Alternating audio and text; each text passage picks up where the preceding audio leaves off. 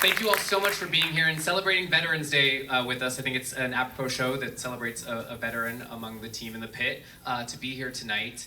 I'm editor-in-chief of Entertainment Weekly, Patrick Gomez, but you don't care who I am. So let's get to the fantastic people that you just watched in that incredible season finale episode. Please, please, please welcome to the stage the cast of The Pitt. Shabana Aziz, Issa Fiones, Fiona Doris, Katherine LaNasa, Patrick Hall, Supriya Ganesh, Taylor Dearden, Karen Howell, and the team behind this, Scott Gemmill, John Wells, and last but not least, Noah Wyle.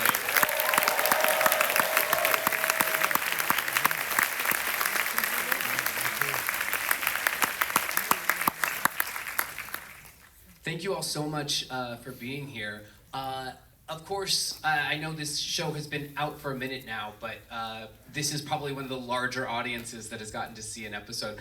What does it feel like to know that this many people showed up tonight to celebrate this show that so many of us have loved? It's got so much heart, it's got so much to say, and it's got an incredible, incredible cast. I'll start with the front row here as the team that's been on this project the longest. None of you had seen it yet? And how much did they pay? It's incredibly gratifying to look out and see so many people here. Thank you for coming out tonight. It really means a lot to us. We were thrilled to be here.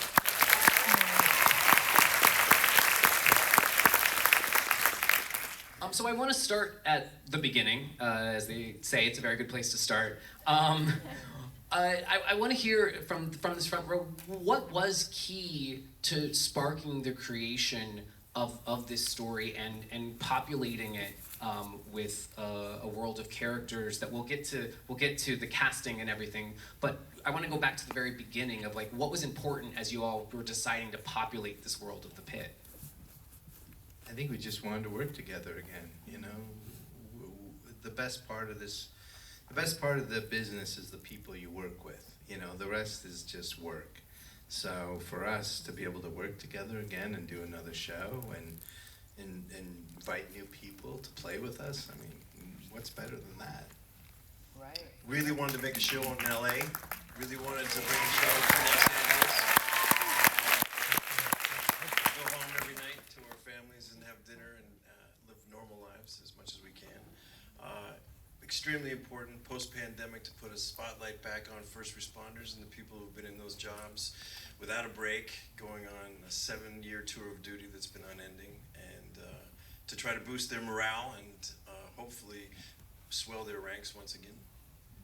Yeah, and the extraordinary pressures that the entire healthcare system's under, which isn't getting any better on a day-to-day basis, just follow the news today, and to be able to actually talk about that again. When we first worked together in medicine, there was a crisis in the country, and it got a little bit better, and now it's gotten worse again. And it seemed time to bring a spotlight back to all these extraordinary people who do it, but also just to the problems that exist in the country. You really all do find ways to touch on a lot in this first season, and we'll talk a little bit about season 2 later, but I can't wait to see how you all continue to do that. Getting to see people's reactions has been really gratifying because, I mean, it's such a testament to the writing of the show, how all of these characters can unfold in one day, and yet we still get a full breadth of humanity, and we know exactly who these characters are, even though it's taking place in 15 hours.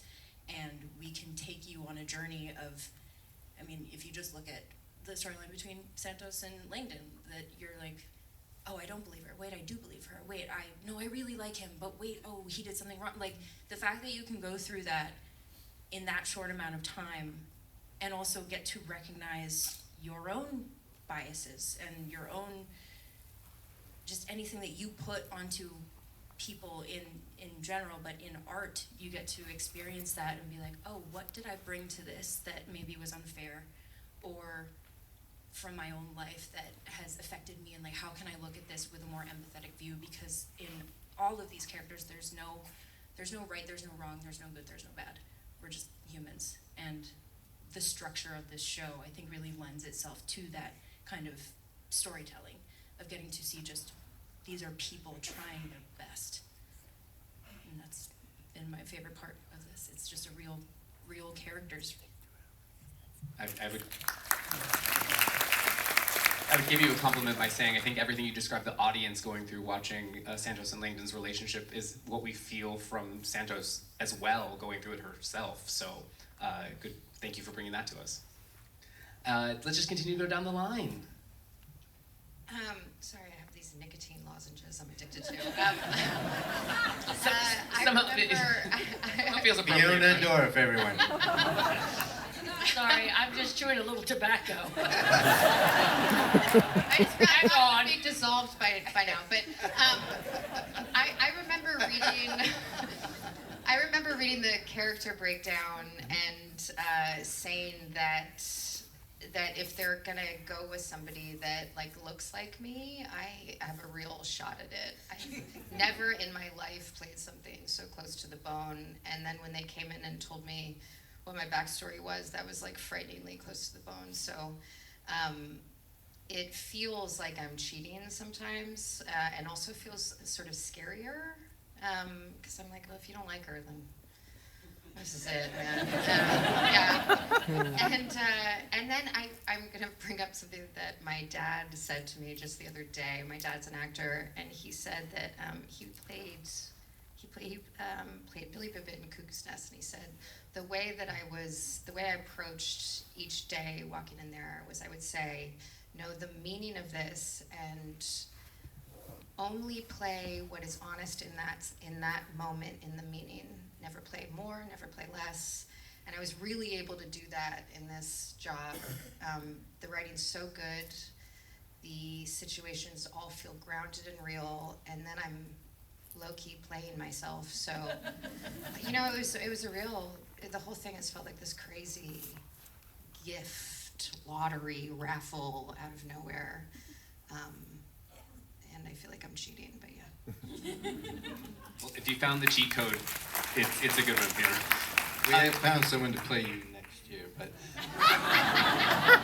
but you did a good job of playing you this. Thank you. Kat, let's talk about Dana. Oh, goodness. Wow.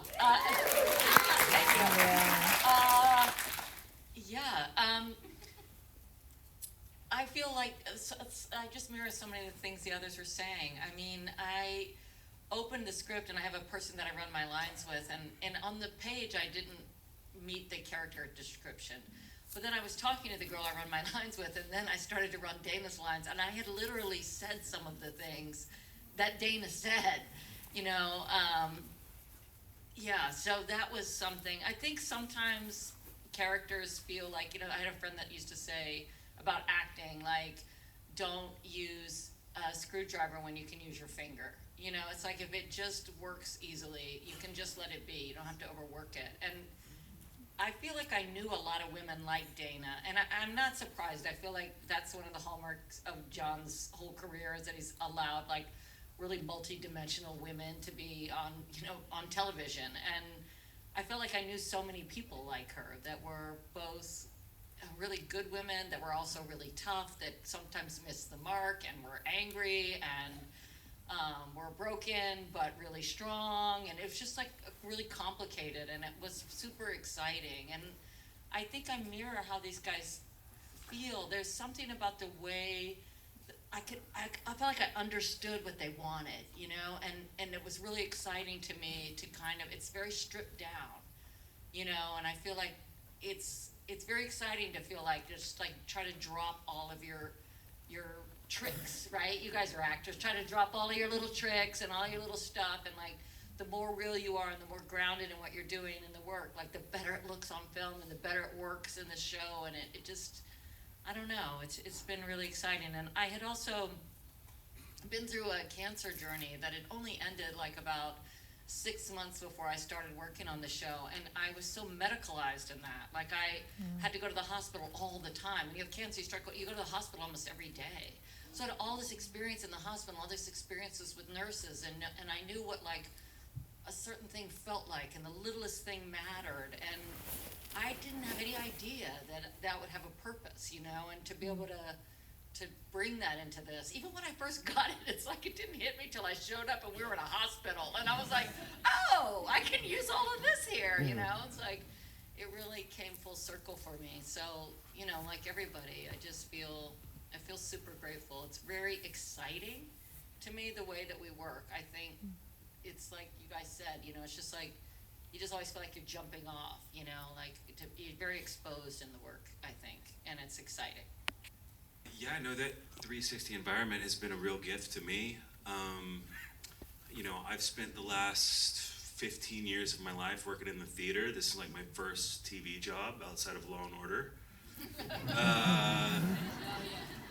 Had to do it. Available on Amazon.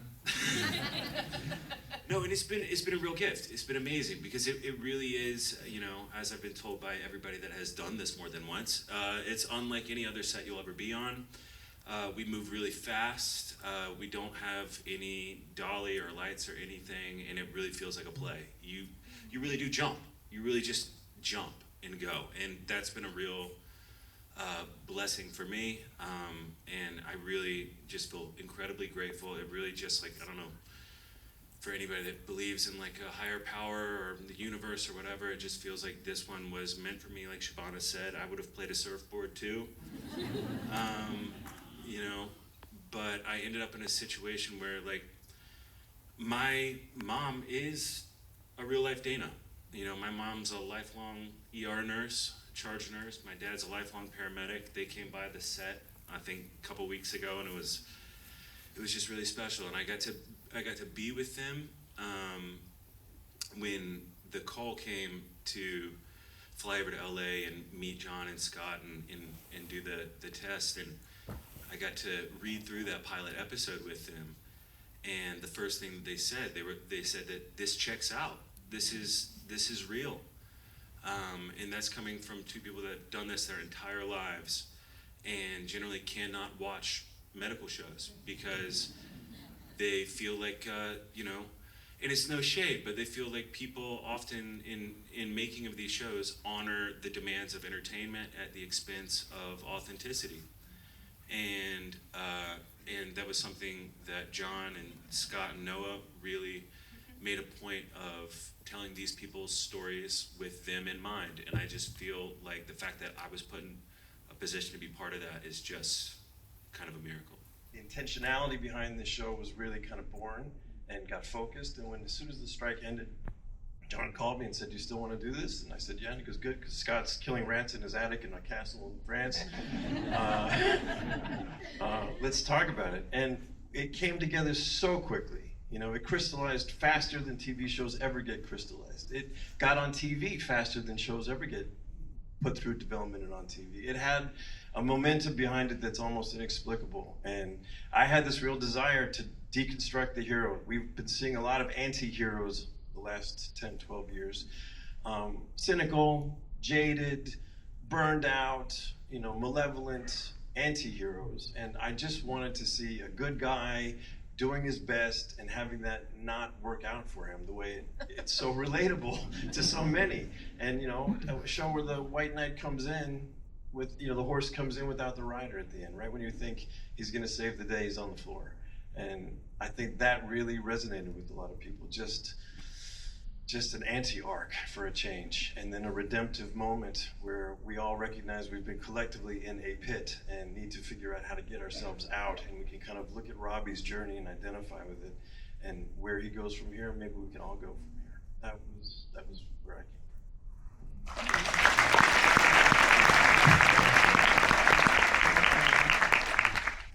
I open this up to the group. One of the obviously unique factors here is this is told over 15 episodes, which in its own way is a unique thing these days. Told over 15 episodes, 15 hours in real time, and yet we're able to explore so much growth. I don't think I said that this man was responsible for that first magical act 25 years ago on the other side. And then I was trying to get back under his umbrella once again. Credit where it's due. So you have these 15 hours of a shift to tell these stories, and I think one of the interesting things as I was watching the show was, aside from very few flashbacks that we get to the pandemic, we're not finding out about these people through flashbacks. You see this evolution through their actual day. And I'd love to hear from all of you what it was like to kind of discuss how you were going to share so much of these characters, even though it's one day of their lives, which most of us, I think, would think in one day, like, I don't really show that many things, but you all found ways to really evolve these characters, and I don't think that's an easy thing to do. So I don't know if there's moments that you all have of, like, this was a new shade of the character that I found halfway through the season, or how you all plotted the story in a way that allowed everyone to do that. This isn't me. No one did such a good job. I'm not going to follow this. I will say that you guys did give us all our backstory, and that was really helpful. So we kind of had like a little, they gave us information about ourselves. So when my mother had died, and just what my husband. Your mother died? How many kids we had, and I had my own little story, and I think I'm sure everyone feels this way. We felt like we had this little encyclopedia to ourselves, and so I don't know, you had that in your back pocket, right? And there was moments where that could get revealed, or you knew that about yourself, and it informs your reactions to things. So it was really great for them to do that, because you could feel like you were on the same page with them, Was it's this mutual an email? understanding. No, Patrick, Said you you're a didn't. young You didn't doctor. get it. Everybody but you, Patrick, had a meeting with these guys when we first started. Don't read into it. We weren't going to tell you. I'm sorry, guys. Anyway. I do think also that the writing was so good from the get-go that the clues you could pick up as an actor, because everybody's looking at the same body. All these characters in the same trauma room looking at the same body, and they're all having really different emotional reactions. And so I think even I remember my meeting, I came in and I was like gonna pitch that she's quite like a romantic, and maybe she has like a crush on somebody, and maybe that's like really, and then they were like, he's called Mateo, like we've already written that. And I was like really like, I'm gonna pitch this thing and it's gonna be a great idea. Because all the clues were there for me to have fully made up a character in my head that you'd already written and just hadn't told me about. Like, it was so like such a, I think it might feel like the medical scenes aren't emotional and there's not character in them, but not in this show. Like in this show, even during a surgery, you can tell so much about a character, and there's so much information packed into these scripts that he doesn't want to talk about right now. But it's like a masterclass, and some of our writers are here today, and they do the most amazing, nuanced work.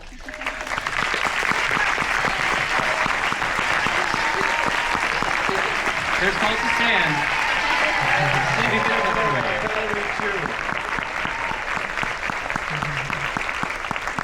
While we're applauding others that aren't on stage, you mentioned the character of Mateo. I do think it's worth a round of applause that there could be 15 other people on this stage that play fully formed human beings on this show and deserve. I'll pay Scott a compliment. That would make him profoundly uncomfortable. When we pitched the show to HBO Max the first time out loud, and Scott started talking about these characters, I've been in a million pitch meetings where I've heard a lot of people describe characters. Scott was describing people that he knew. They were three-dimensional, they were fully blooded, he knew them, he knew their quirks, their peculiarities, what they wanted. It was mesmerizing listening to him talk about them.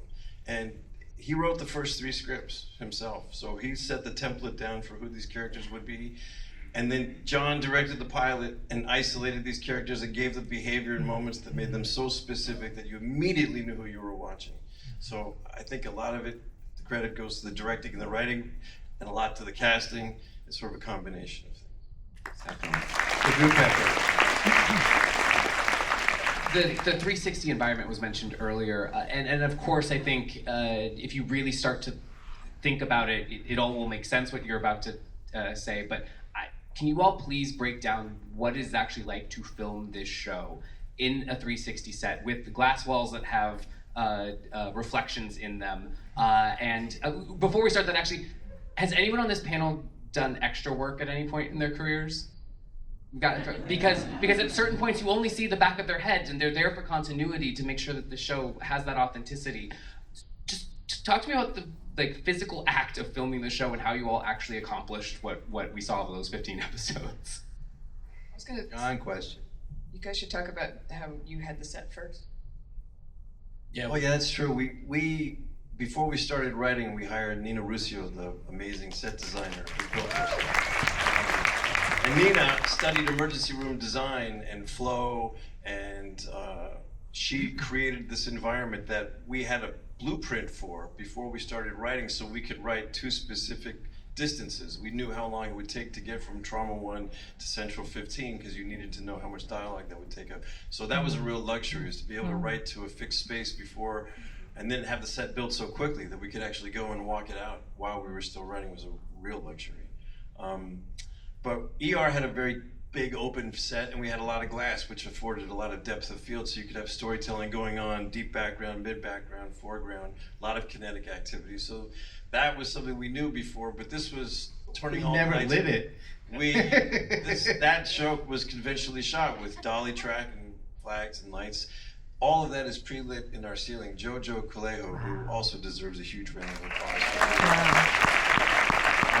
has created a set that can, every single one of the, how many lights are there on the set?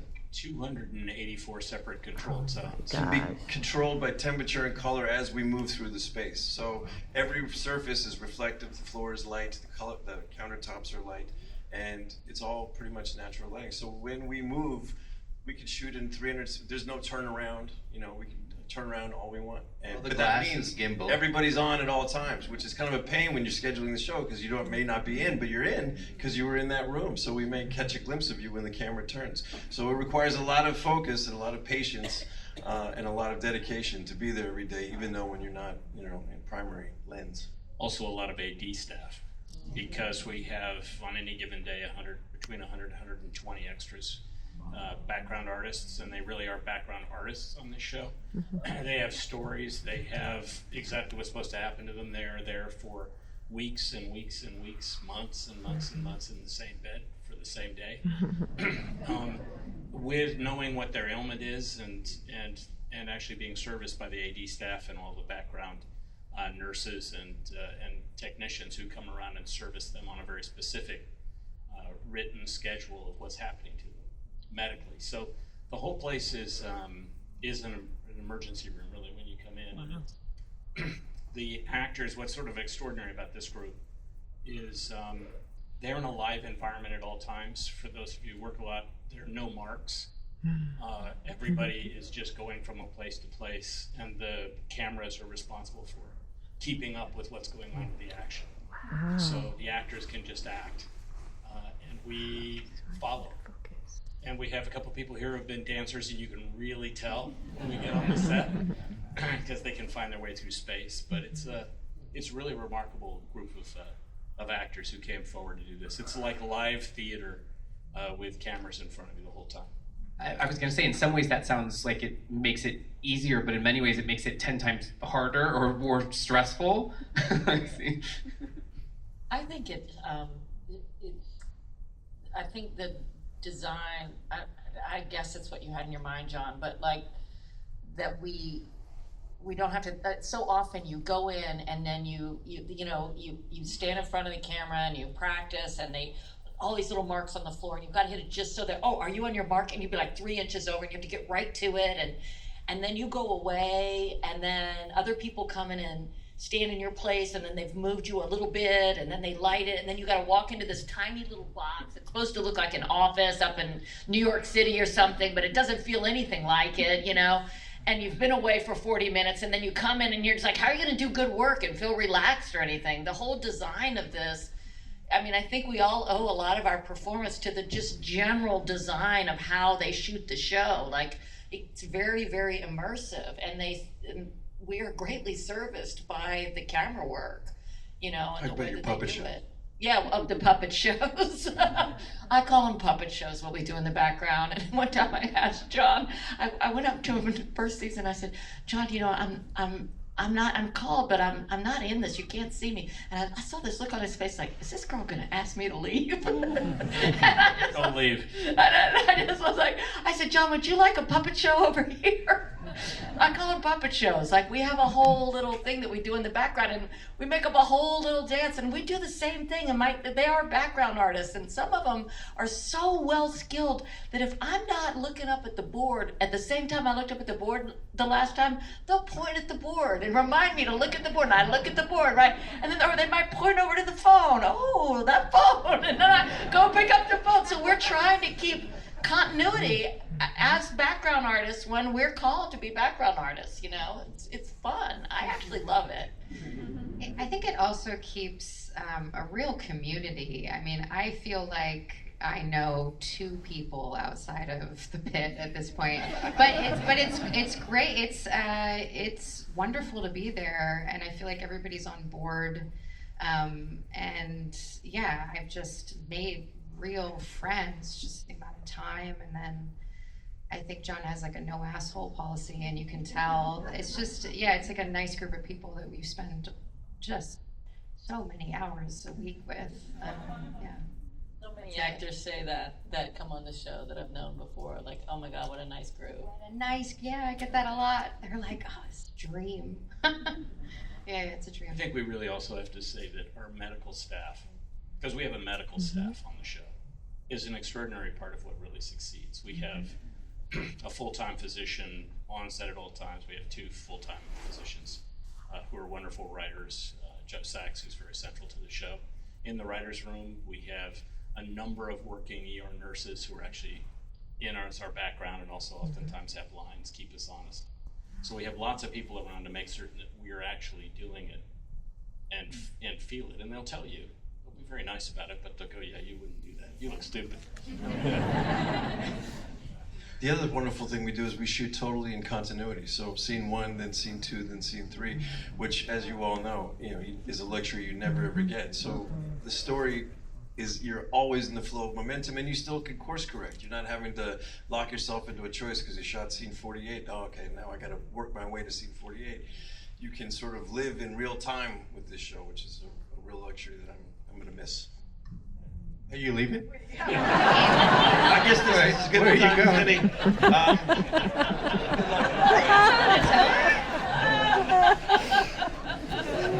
No, I mean, eventually, one day. Well, that does segue into, we're here celebrating season 1, but we've got season 2 coming in January, so